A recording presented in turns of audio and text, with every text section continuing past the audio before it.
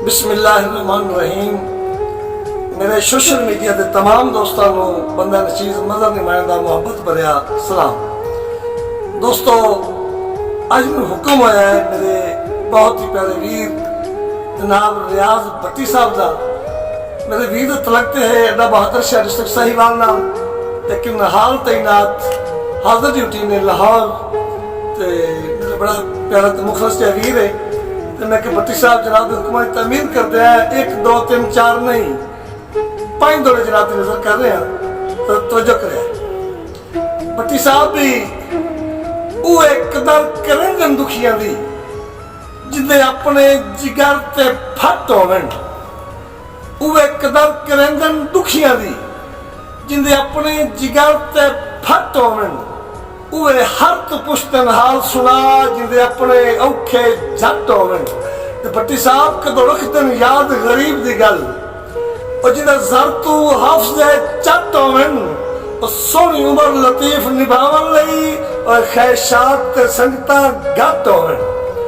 ते भट्टी साहब तुसा बांदे कि तेरे वक्ती संगत दी आसरे ते चा मुलाख दे भारे गए हाँ। तेनू नफिया नाल रजाई रखिया है, जली आप खिसारे गए भी हासे कमले रेते रेते और गति दर्द चुबारे गया। और हम कच ता समझी हीरा रखिया है, सब बोल च मारे गया। मेहरबानी भट्टी साहब तीसरा बंद जनाब दी नजर के डंग वेख के दर्द ते गुरबत दे, डंग वेख के दर्द ते गुरबत दे। और कितनी नियत मलुटी वतना है, बिलाई दिल जी पाक जमीन दे विच नफरत दी बूटी वतना है। भी मेरा सज्जन किना दे बख दियां ओ पिंगा शक नहीं झूठी वतना है। ए भी पक्की हर बंदा मुखलिस नहीं, अखी जान के नूटी वतना है। ते भट्टी साहब चौथा बंद जदा मतलब निकले चंगे सज्जन न निकले। जदा मतलब निकले चंगे सज्जन न निकले। आया रास न झट संगत दा भी चलो आपे जुल्म दी कस जल के आ सबक गया है वत वत दा।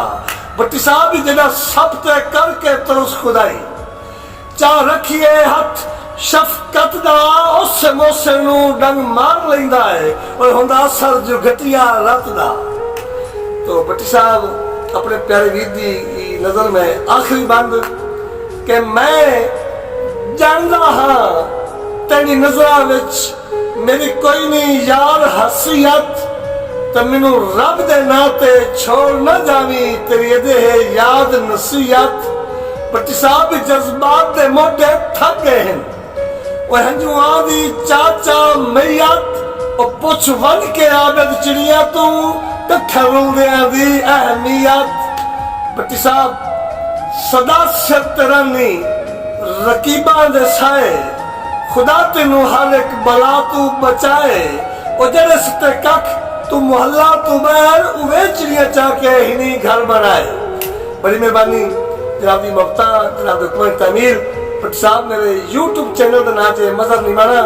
अगर जनाब को गल अच्छी लगे तो शफकत फरमाना कि मेरे यूट्यूब चैनल में जनाब ने सब्सक्राइब करना और नाल घंटी का बटन दबाना और जनाब बंदा नचीज की रिक्वेस्ट को भूल ना जाना।